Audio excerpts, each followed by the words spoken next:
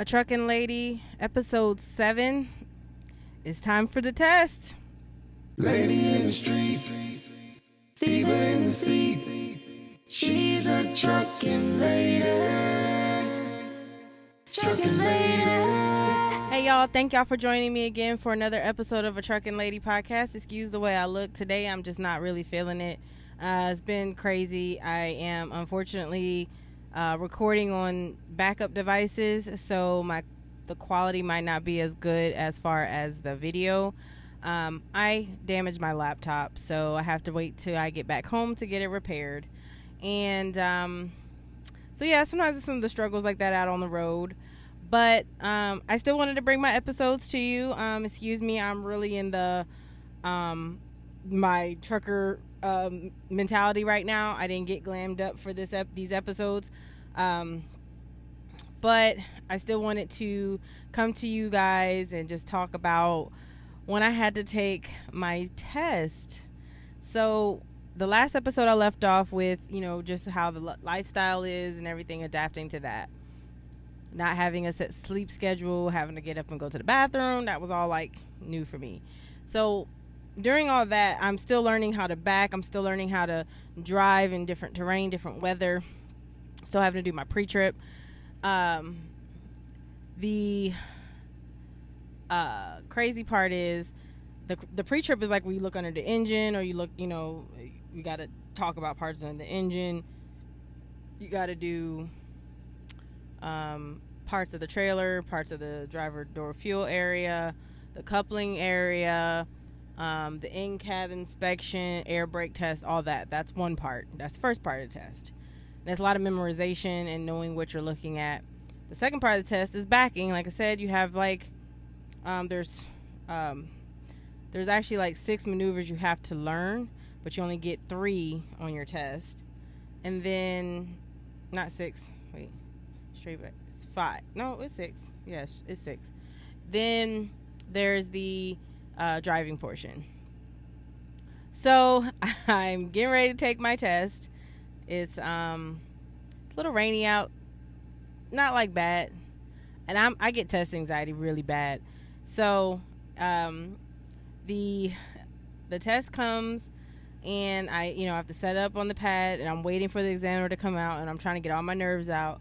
So of course, when you come on the test day, they don't tell you like what you're going to get for your pre-trip, because you can get the engine compartment, you could get the driver door fuel area, or you can get the trailer, or you can get the whole thing, which is all 3 of those, plus the coupling, plus the light test, plus the in-cab inspection, including the air brake test. It's a long test, especially the pre-trip.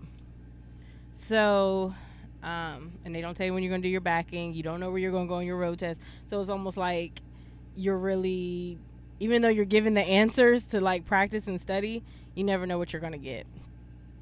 So I was able to get through the pre-trip. I ended up getting the driver door fuel area, of course, and then I went into coupling. Then I went into the lights portion where I had to point out all my lights and reflective tapes and stuff like that. And then I had to go and come in and do the in-cab inspection. One thing I did not include in my episode, I was also training on a manual. I don't think I really went into that too much. Training on a manual is a lot different. I have an automatic now. I miss the manual for certain things, but I really don't miss it all that much. So when it comes to doing the in-cab inspection, you have to put the truck in neutral, blase, blase. So after I was in the process of doing my in-cab, I did almost everything perfectly. The only thing I forgot was my wipers. Then it came to the backing. The backing was a challenge. I was really nervous, and I had to learn how to do my backing, all my maneuvers, straight back, offset to the left, offset to the right, parallel to the left, parallel to the right, alley dock. I didn't know what I was going to get. Well, you already know you're going to get one of the offsets. You're going to get a straight back. And then out of the last 3, parallel to the left or right, or the alley dock. So I was expecting to get the alley dock because I hated the alley dock. So I did my straight back, got it in there perfectly. No points, nothing like that, because you get points for these things. Then I did my offset. I think I had an offset to the left. Got that perfectly fine, didn't have an issue. Time for the third maneuver. I'm feeling good. I'm like, I got my pre-trip out the way. I got 2 out of the 3 maneuvers done. Next, I just got to get ready for my driving test. And I basically over thought. And when I got out to look, I got out, used my final get out and look. And I didn't feel like I was confidently in the space. So I'm sitting there, getting back in the position, pulling forward, backing up, trying to fix it. End up running out of time. So I did not pass my test the first time around. And I felt like I let my trainer down. Because he knew my capabilities. He knew I could do certain things. But I still felt like I let him down. And that's like the worst feeling I think anybody could have, is to feel like you let somebody down. And I was able to, recruit and come back the next day to test. It was back when I came through, you could test the next day. Now you have to wait 2 days if you don't pass your test. And all I had to do was do the backing again, because I passed the pre-trip, and then go on a driving test. So after I failed, he gave me a break, because at the time, my husband, my fiance at the time, or maybe boyfriend, I don't even know if we were engaged yet, he came to see me. He drove all the way from Florida to Missouri to come see me. So he let me spend, some more time with him before he left. And then it was time for pad time a few hours later. So it was time to get on the pad, practice those maneuvers, just the ones that I really needed to know. And I was able to do those without any complications. I don't know why, the test anxiety just got to me. And that's really what it boiled down to. The test anxiety got to me. So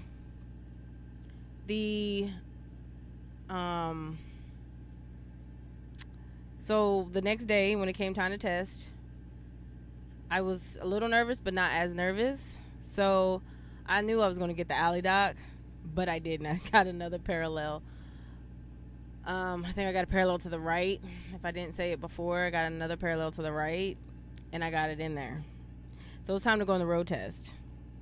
So the road test, I've been driving all this time for like 2.5, 3 weeks, so I'm comfortable with driving. But once again, I'm driving using a manual. So having to drive with a manual was challenging on the test, because I stalled twice.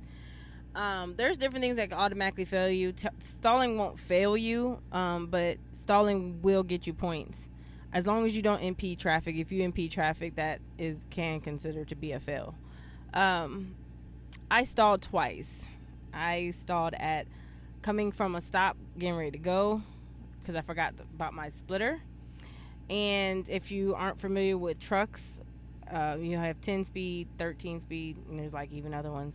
So, or 12 speed, 12 speed, 13 speed, something like that. Either way, the point is, it's been so long I forgot. The point is that you're on with A Truckin Lady here, and that means you're listening to me through YouTube, Spotify, Apple Podcasts, Google Music, wherever you get your podcast from. In my podcast, I've shared so far my experiences as a trucker coming into this industry, and I have so much more to share. But if I've inspired you to take that leap to become a truck driver yourself, I want you to join me here at Prime.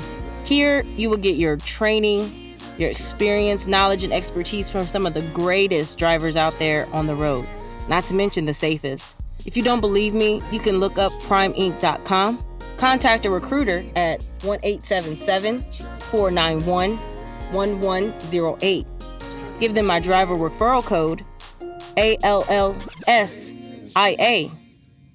We hope to see you rolling next to us on the road.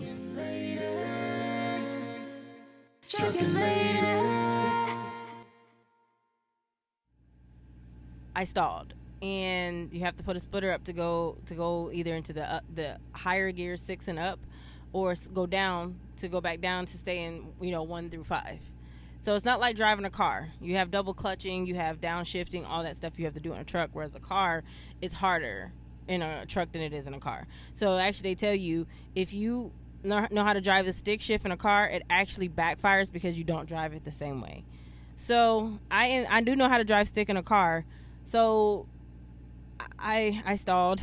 Luckily, I didn't MP traffic, and then we had to come to an emergency stop, which is basically where I initiate an emergency stop, where I pull over, simulating like I have a problem and I need to get off the roadway. I stalled coming out of that. Luckily, didn't fail me. Made it back, got my license.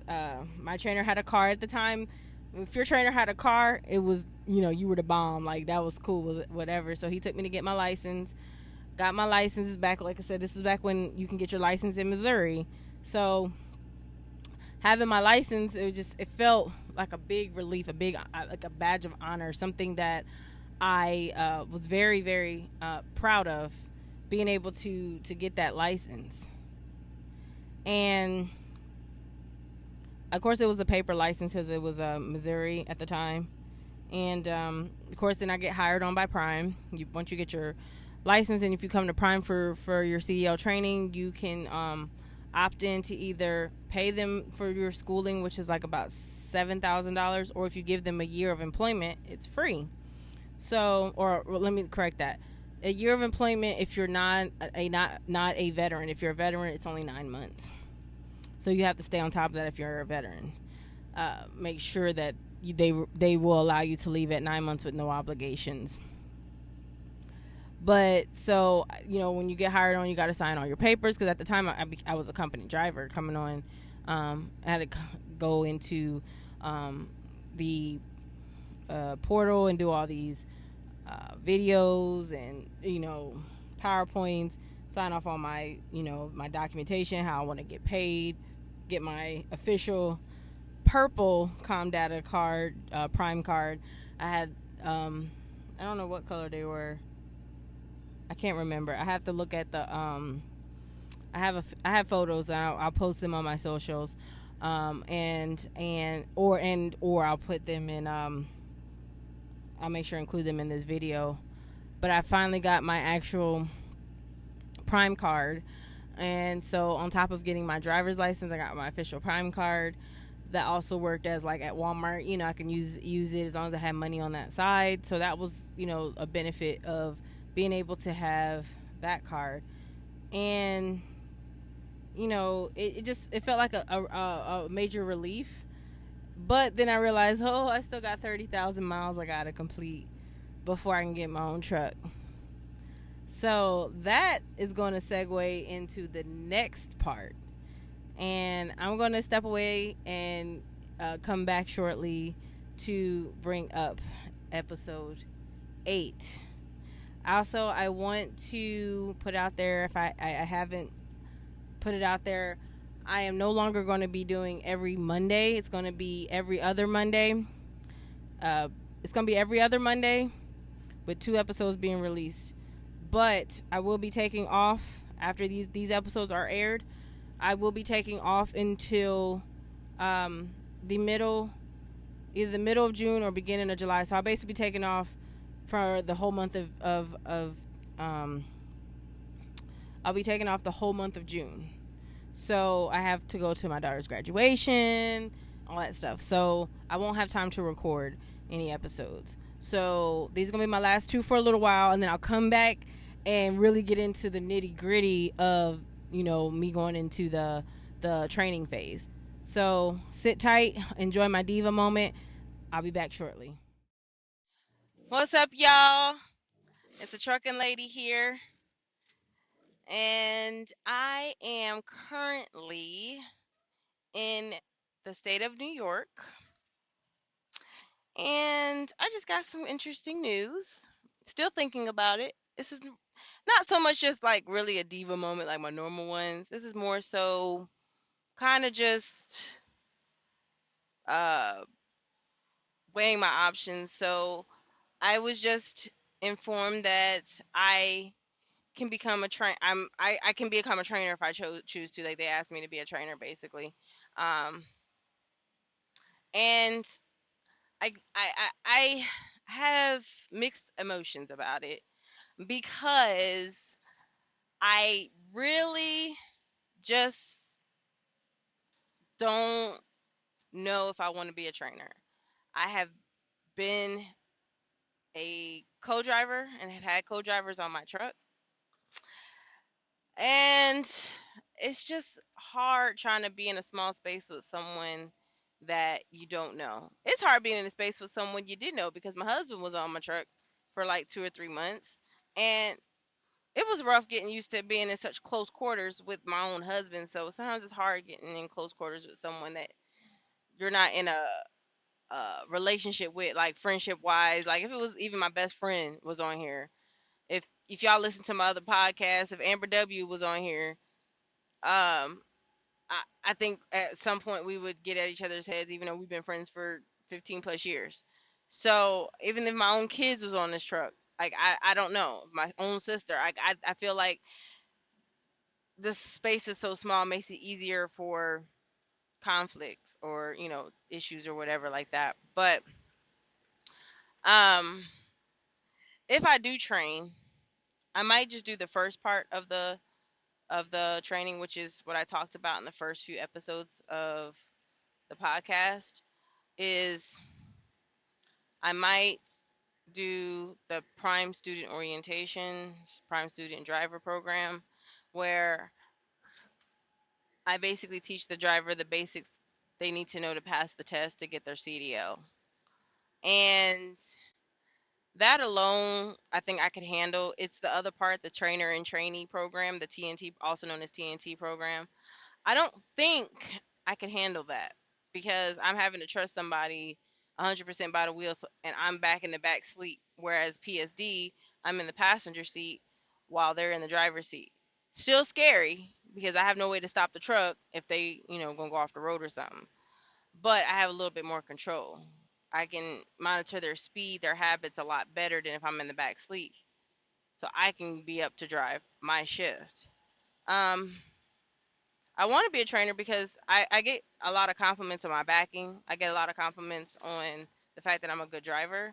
So yes, I want to pass my knowledge on to another driver. That I do want to do. I want to uh, share what I've learned over the years with another driver and share my passion and you know and hopefully make somebody else a safe and good driver like myself, kind of like how my trainer did with me. Like a lot of things he taught me I use the same way in my truck or how I do my job because that's how I was trained.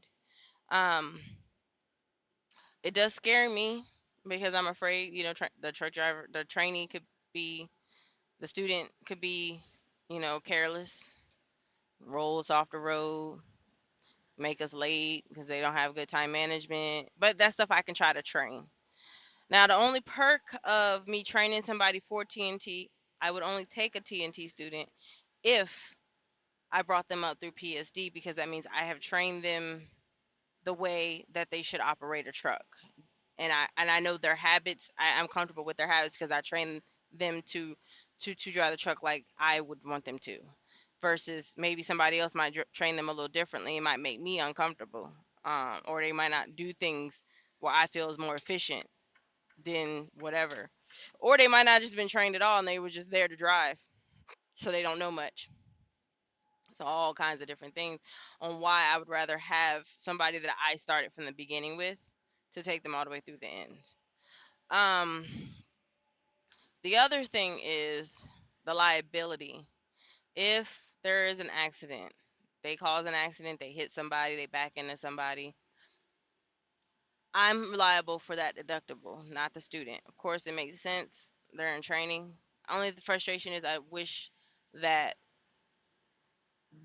me as a driver, I'm taking on a student from Prime, that they would cover that. But it is in our contract that, in our lease contract, when we lease a truck, that we incur that. That's something that we incur. Um, I'm not gonna I'm not going to um, do this for the money. If I mean, of course, money is a motivator, but it's not why I will go into training. I want to help out. I want to give back to a company that has given so much opportunity to me. I want to give back. At the same time, I know that they are overwhelmed with students because of COVID. So I know they're lacking female trainers. They need female trainers because you have a lot of females that just do not feel comfortable going out with a man. And I completely understand that. And I respect that. And so I want to be part of the solution, not part of the problem. I just have to figure out my boundaries. That's the main caveat. I have to figure out my boundaries and figure out what it is that I'm willing to do and willing not to do. Right now, I'm willing to only do PSD for now until I'm comfortable with doing more, and see how that goes. Um, I never know. It might go well enough to where I say, "Hey, let's try TNT." If I feel real comfortable with a student, be like, "Hey, you want to stay on my truck? We can do TNT." And then who's to say that that driver doesn't become a driver for me on my, on my one of my fleet trucks whenever I get my truck? That's just me thinking in the future. That's just a future option. Makes sense for me to train somebody and then hire that person to drive for me, within prime in my fleet on one of my trucks. So technically, they're not working for me, but they're technically hired under me because they'll be under my LLC. Um, well, in a sense, they'll be indirectly under my LLC. They'll get paid from what my LLC um, generates from whatever the truck does. So there's pros and cons about both, and I'm considering it. I still have about a month or so before I have to make the decision. Um, by the time this episode airs, I probably will have already had my decision. So y'all might hear the next episode actually talk about me going through the training process with this diva moment in it. Um, don't know. I record my diva moments, FYI, based off of things that actually are going on from my day to day, whereas my episode might be a summary of my week or just a chronological um, path of what my trucking experience has been so far. So right now I'm still starting at the beginning, but once I get caught up to where I am today, then because once I get out of the training and get into my own truck, then I'm really just gonna be doing general episodes. Therefore, uh, my episodes are gonna catch up to current now, like me talking about things now and stuff like that. So my diva moments might be a little bit more advanced than my episodes because my diva moments are based off of current day, my current day to day. If something I really want to talk about right then and there, that's when I do a diva moment. Just I had to throw that out there, put it out there for people to understand why I would put an episode about me training, like me starting the training process, but put a diva moment about me deciding to do the training process. But anywho, so I'm still thinking about it. It's a good opportunity. The fact that they recognize that I am safe, I'm on time, I have good fuel mileage, I manage my clock very well. That makes me feel like, okay, cool, they're recognizing this, and that the fact that they asked me to come in and do this, okay, I at least should consider it. They asked me before, but I turned them down. But asking me again if I'm interested still makes me realize that they are paying attention. They are noticing my efforts. So um I have to respect that and at least consider it. So I'm going to consider it and we'll see what I decide on future episodes. So y'all have a good day. It's a trucking lady. What's your 20?